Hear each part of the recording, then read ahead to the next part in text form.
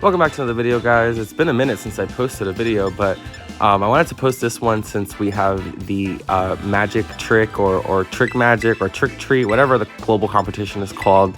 It's on Cerebi.net if you want to check out the details on there, but I signed up for that. It's the Halloween themed 3v3 global competition. Only ghost types are allowed, so I wanted to try out this team with a buddy of mine on my server, on the server that I'm in, who also is participating in the global challenge with his ghost team. So we're going to go ahead and try out our ghost teams on each other. So this is going to be a really fun match. Obviously, ghost being weak to ghost, you got to kind of play strategically on how you're going to attack these mons, because you can't really just spam shadow. You can't really just spam ghost attacks, especially with History and Zoroark running around and Terra's running around and things of the sort. So I decided to lead in with my Fuhrer Bradley, the Annihilate.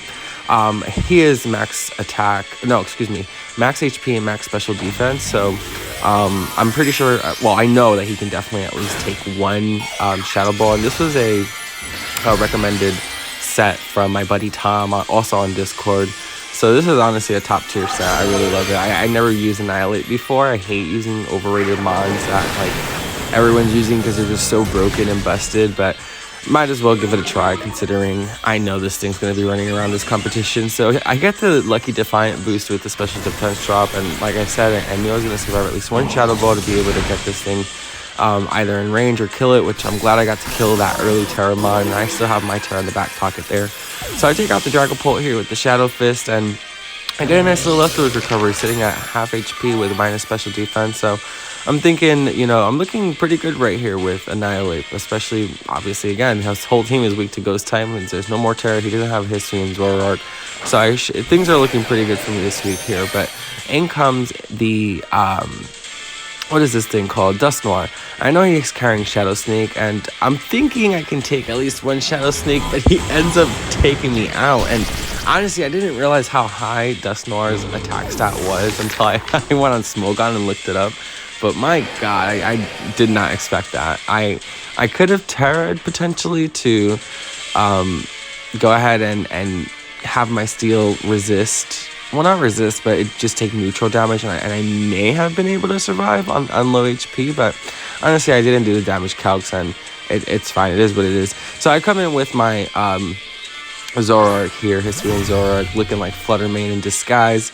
And I'm going to go ahead and try to just take this thing out with a Bitter Malice. So I know this thing has Shadow Sneak, and most likely has other types of ghost type attacks, other shenanigans, things that really it can't really touch me with. It may have Will-O-Wisp in the back there, but I know that Dusknoir really doesn't have a large move pool or variety of things that could really do anything to my Zoroark. So I know this is a free Bitter Malice here.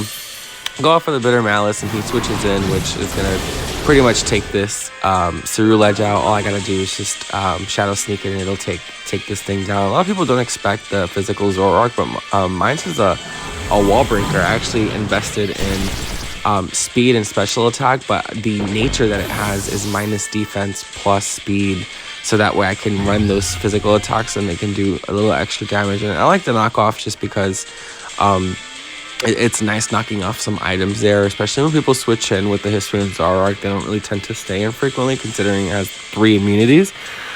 So yeah, that was an awesome play there. Well, not an awesome play, but I love this Pokemon. Anyway, so in comes back in the Dusknoir, and I'm gonna go ahead and just Bitter Malice. I don't see a reason not to. And again, I'm Focus Sash, so I'm pretty sure I can take at least one hit, even if he does go for an Ice Punch, Fire Punch, Thunder Punch, whatever type of punch he decides to go for.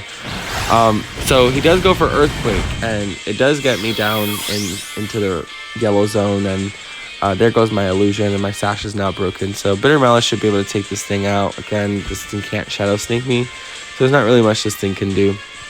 And Bitter Malice should be able to grab me the KO here, which it does. So I really love the History and Zoroark for this specific competition, just because it will keep everyone on their toes with the illusion, them not knowing, like, oh, is this Pokemon, or is this the Zoroark? Like, should I go for my ghost type attack, or should I go for a different attack? And that's really like the main thing, is playing the mind games so that they don't use super effective damage.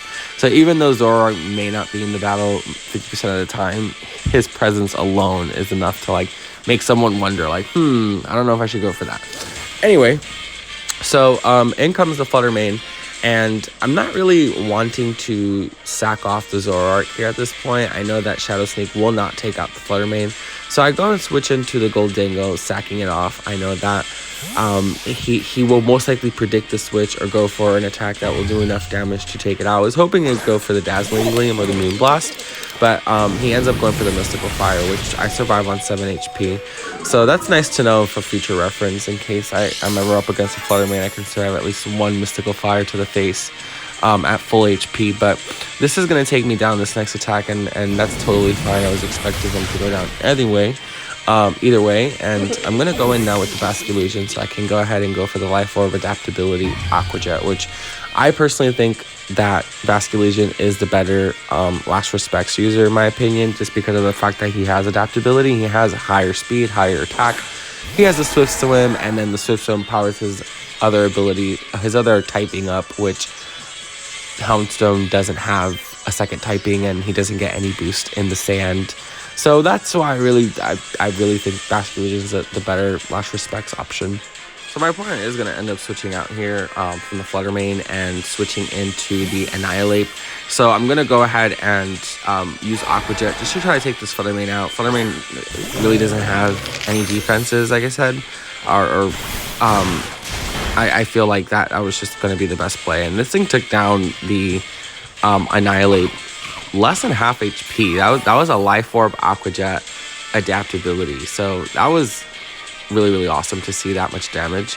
But I knew that Aqua Jet wouldn't have been able to take it out again. Now I'm thinking here, like, okay, the Annihilate has 90 base speed, and I have like 78, or that's like less than 80 base speed. So I'm thinking, okay, this thing outspeeds me naturally. So if it's speed invested, or if it's a Choice Scarf, then I'm dead.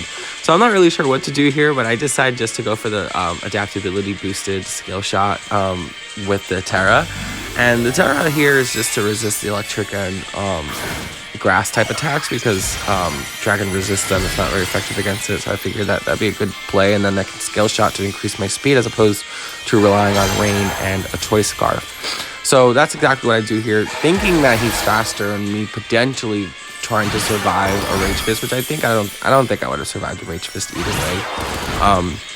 But regardless, this does end up taking me out, since I am now at -1 defense from that Scale Shot, and he is powered up, I think, now 3 times. I'm not sure if attacks I hit more than once power up the opponent's Rage Fist more than once. I'll have to check on that. That's interesting to note. But either way, I'm going to get taken out, and now this thing is in range, so that's pretty good for me. That's going to go ahead and allow me to bring in anyone that I really want to take this thing out. So I'm going to go ahead and come through with the Dragapult. I know that my Dragapult will be able to outspeed anyone on his team, considering I took out his Dragapult and his Flutter Mane.